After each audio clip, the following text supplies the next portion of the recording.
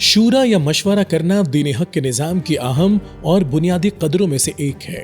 یہ ایک ایسی ہماگیر اور ہمہ جہت قدر ہے جس کا تعلق انسان کے زندگی کے ہر گوشے اور ہر پہلو سے بہت گہرا ہے، چاہے وہ انفرادی زندگی ہو یا اجتماعی، سماجی ہو، معاشی یا سیاسی۔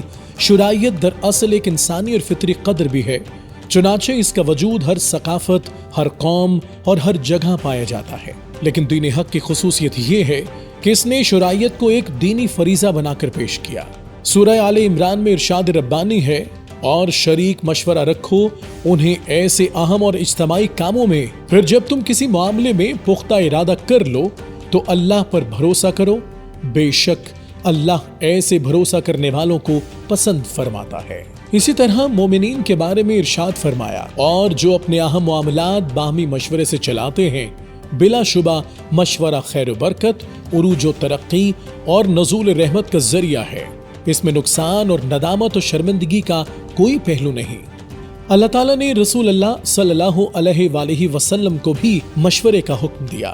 سورہ آل عمران میں ہی ارشاد باری تعالیٰ ہے، اے نبی صلی اللہ علیہ وآلہ وسلم، آپ معاملات اور متفرق امور میں صحابہ کرام رضی اللہ تعالیٰ عنہ سے مشورہ کیا کیجیے۔ بظاہر تو رسول اکرم صلی اللہ علیہ وآلہ وسلم کو مشورے کی حاجت نہیں تھی، کیونکہ آپ صلی اللہ علیہ وآلہ وسلم کے لیے وحی کا دروازہ کھلا ہوا تھا۔ آپ صلی اللہ علیہ وآلہ وسلم چاہتے تو وحی کے ذریعے معلوم ہو سکتا تھا کہ کیا اور کس طرح کرنا چاہیے۔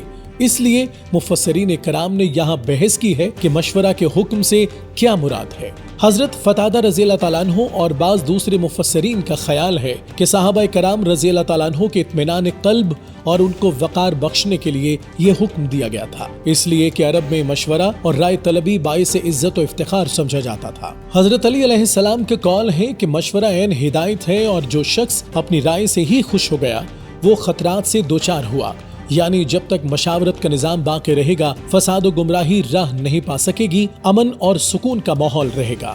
اسلام میں مشورے کو مسلمانوں کا وصف خاص قرار دیا ہے۔ ایمان والے وہ ہیں جنہوں نے اپنے رب کے حکم کو مانا، نماز قائم کی، اور ان کے کام باہم مشورے سے ہوتے ہیں، اور جو مال ہم نے انہیں دیا ہے اسے خرچ کرتے ہیں۔ اس آیت میں مسلمانوں کے جو اوصاف بیان کیے گئے ہیں ان میں ایک وصف باہمی مشورہ بھی ہے، یعنی کسی اہم معاملے کو باہمی رائے کے ذریعے حل کیا جانا۔ کامل اور پختہ ایمان مسلمانوں کی صفت ہے۔ اطاعت خداوندی اور اقامت صلاۃ کے بعد فوری طور پر مشورے کے معاملے کو بیان کرنے سے اس کی غیر معمولی اہمیت کا پتہ چلتا ہے۔ شاید یہی وجہ ہے کہ صحابہ کرام رضی اللہ تعالیٰ عنہ اور بالخصوص خلفائے راشدین رضی اللہ تعالیٰ عنہ نے مشاورت اور باہمی مشورے کو اپنا معمول بنایا تھا۔